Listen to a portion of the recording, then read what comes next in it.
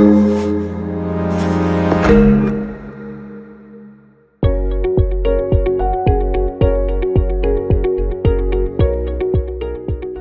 I'm Sunil Goyal, became an entrepreneur in '93, and then our company got acquired by Sopra in 2005, and I still continue to work here.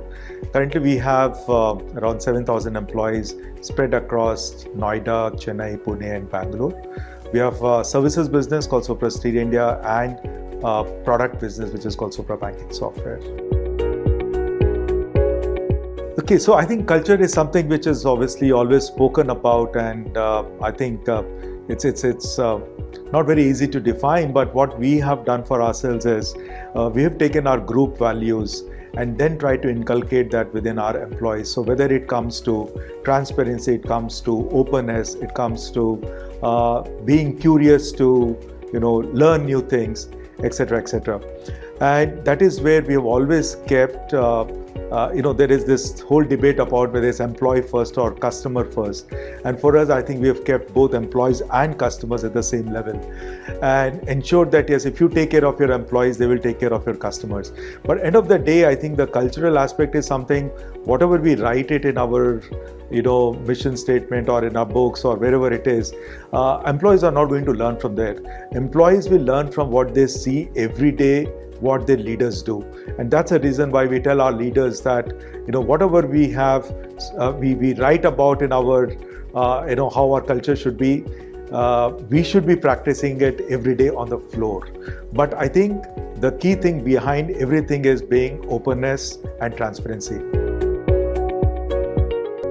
So on the well-being aspect, I mean, many years back, almost I think I would say 1.5 decades back, we try to look at it at a slightly different perspective. I mean, that point of time, the only thing which the organizations were talking about is, once I have done a soft skill training and technology training, that's sufficient.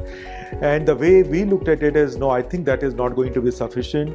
For an overall professional effectiveness, I think there are other things which are important, and of which, apart from the hard skill and the soft skill, we thought the second thing which is really important is financial wellness. Because if a person is not managing his finances well, that has impact on his professional delivery. And that's where we started taking sessions for people, how and what they should be doing with their money, how they should be planning for the future, etc.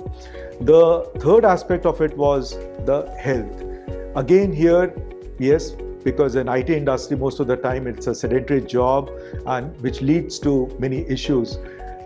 Again, we are told right when we are in schools that we should be doing exercises, we should be taking care of our health, but somewhere we forget about it. And that's where we started talking about even the health wellness, that we should be trying to take care by various means. So I think end of the day, if all these three aspects are balanced, and this is what we brought it under Sopra Cares.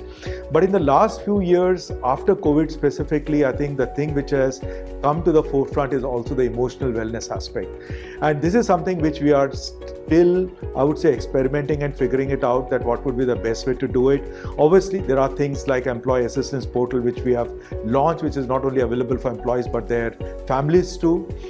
There are counselors available, there are health sessions which happen, there are doctors which come to office, we have made available psychological counselors, etc. So we're still figuring out what would be the best way and what more we should do in here. But I think the ROI, we don't really measure it from a business perspective. For us, if an employee is happy, if he thinks that any of these has benefited him, then for us that's ROI.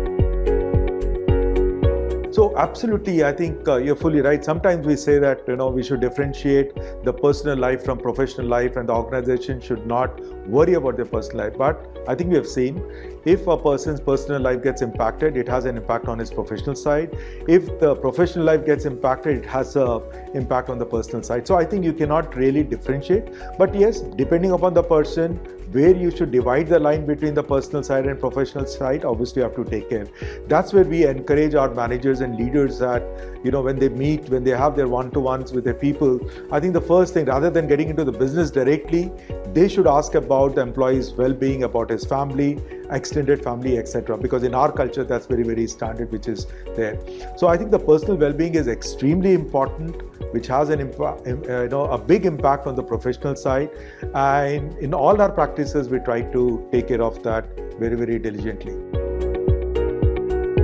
Yeah, I think first is HR leaders should be very, very open for innovating. I think whatever we have done so far, even if it has succeeded, we should not think that this is something which will succeed for the future. So we should be open to new ideas, new things, because the way things are changing, the needs of employees are changing, the needs of our customers are changing. So around all this, we will have to innovate. For example, yes, I think we thought about employee well-being, but we were not thinking about the well-being of their extended family. So for example, today, the way things are happening where, say if you're staying in US and your parents are in India, something happens. How do you take care of it? Because here the ecosystem doesn't exist, right? Or you're staying in Noida and your parents are in Bangalore. Again, if you have to take care of them, how can you do it? So I think this overall, how things are changing from a social perspective, from family perspective, etc., will have an impact in terms of the initiatives and the things which will need to do in the organizations. And that's where I think HR will play a very, very important role, where they have to constantly learn what's happening outside, what their employees require, and try to see how they can bring it as part of their practices and in the organization.